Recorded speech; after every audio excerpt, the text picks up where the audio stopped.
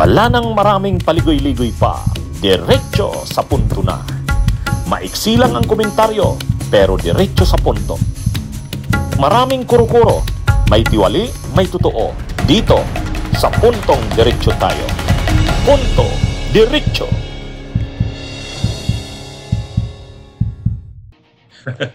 Itong si Barsaga, matapos mabigo yung kanyang, ano ba yun? Mindanao, yung kanyang Forbes Park. Yung kanyang pasukin ang Forbes Park, People Power 3. O yun, may ganun si Barsaga dati. Matapos mabigo yun, ngayon iba na naman ang kanyang kinahuhumalingan. Sa Mindanao naman ngayon, Mindanao naman, ang panawagan naman ni Barsaga, ano naman ni Barsaga ngayon, Mindanao, ano daw, dapat daw ang Mindanao, maghiwalay na. Paghihiwalay ng Mindanao sa Republika ng Pilipinas. Ano ka? Congressman ka. Nanumpa kang itataguyod ang konstitusyon ng Pilipinas, Republika ng Pilipinas. Bakit parang ikaw pa yung nagpo-promote? Hindi pala parang. Bakit ikaw pang nagpo-promote ng paghihiwalay ng Luzon, Visayas, Mindanao? Ihihiwalay mo ang Mindanao sa Pilipinas, sa Luzon at Visayas, sa Republika ng Pilipinas. Anong klaseng congressman ka? Kaya Pero may palusot siya. Ayan tingnan nyo ang caption niya. Meeting with Muslim Mindanao leaders regarding Mindanao secession. Tapos naka-enclose in parentheses, under a peaceful framework. May mga, alam niya kasi na pwede siyang makasuhan dyan sa mga Mindanao secession niya na yan. Ngayon, linalagyan niya ng mga under a peaceful framework. Kahit pag-aanong sabi mo dyan na under a peaceful framework, yung pananawagan ng paghihiwalay ng Mindanao ay hindi tama yan sa isang congressman.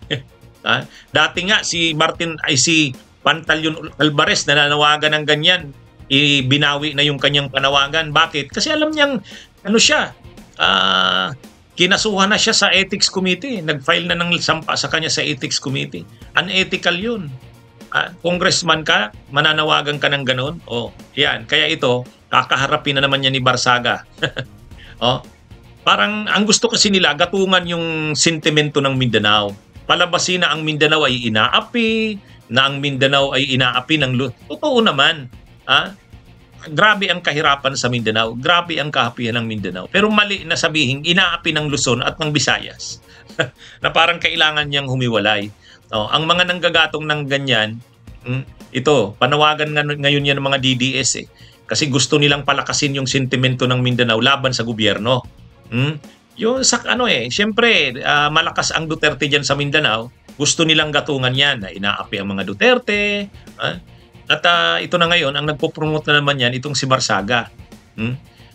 Dahil wala na, hindi na pinag-uusapan yung kanyang mga people power sa Luzon. Wala namang nakuhang support. Ilan lang bang sumama sa kanya dun sa rally niya sa Forbes Park? 100 lang yata yun, 150. Sabi nga ng media, 50 lang natira nung nung mga alauna media. Ang sinasabi nila hanggang umaga, magdamagan, pero wala, natira 50. Ngayon dahil bigo 'yon, iba na naman ngayon ang kanyang narrative. Ang pinagkakapukusan naman ngayon ni Barsaga, Mindanao secession daw. Pero diyan na siya diyan. Mananagot siya niyan. Yan, hindi yan tama sa isang congressman na ikaw pa ang nananawagan ng ganyan.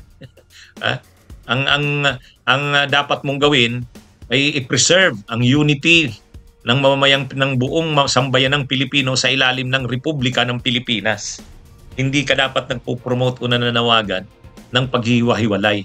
Anyway, sa tingin naman natin ang mamamayan ng Mindanao, naman yan mulat naman ang mamayan ng Mindanao na hindi naman sila dapat umabot sa ganun. Kaya lang ginagatungan ng mga ito lalo na itong mga DDS dahil lang hindi nila nakukuha ang simpatya ng malawak na mamamayan, napakarami na silang panawagan ng mga people power, pag-withdraw ng support sa gobyerno, wala wala silang namomobilize na tao Kahit ilang beses na silang panawagan yan, wala namang nangyayari. O, ngayon, ginagatungan nila, ginagalit nila ang sentimento ng mamamayan ng Mindanao. Pero hindi naman madadala ang Mindanao sa ganyan. Hindi nila madadala yan. Pero dapat mapanagot na ito dapat isulong na yung sa ethics complaint at idagdag itong pinagagawa niyang ito tungkol sa Mindanao secession. Mas madagdag pa ito doon sa mga dati niya nang ginawa, ito ni Kiko Barsaga. Pero na rin, kahit mga DDS, hindi na rin sinusuportahan itong si Barsaga. In fact, may napapanood tayo. Si Banat Bay nga, napikon sa kanya eh. Kasi parang sa una lumalabas matapang. Matapang. Ikaw ba naman, manawagan ka ng people power, papasukin daw ang Forbes Park? Believe yung mga DDS. Ayan, mayroon na tayong matapang na leader. Nagpakita lang sandali doon sa rally. Pagkatapos, umalis ka agad. Naglaro pala ng computer games. Kaya sabi ng mga DDS, ikaw pa naman yung tinuring naming leader, tapos akala namin magdamagan. Hindi tumagal, umalis ka. Yung pala dahil maglalaro ka lang ng computer games. Kaya medyo pikon din kahit yung mga kasamahan niya, yung mga kasamahan niya sa mga DDS, nawala rin ang tiwala dito kay Kiko Barsaga. Naniniwala kasi sila diyan kay kung Congressman Miao ay weirdo eh. Irresponsible sa pagiging congressman. Yun ngang panawagan niyang impeachment ni Marcos, wala na. Wala na, hindi na. Sabi niya noon, ready na daw yung wala naman kasing susuporta diyan sa impeachment yan. Tapos siya pa yung proponent niyan. O siya pa yung magpo-propose ng impeachment. Di lalong walang makukuhang suporta yan. Walang kredibilidad si Barsaga eh. Yan ang malinaw diyan. Kaya ito? Anyway, nag-iikot siya. Nag-iikot siya dun sa Mindanao. Mini-meeting daw yung mga Mindanao leaders. Bunyog, halikan na kasama ka. Bunyog, kapag buklod ay may pag-asa. Luzon, Visayas, Mindanao, isa ang pananaw. Sa bagong Pilipinas ang bunyog isisigaw. Bunyog, bunyog.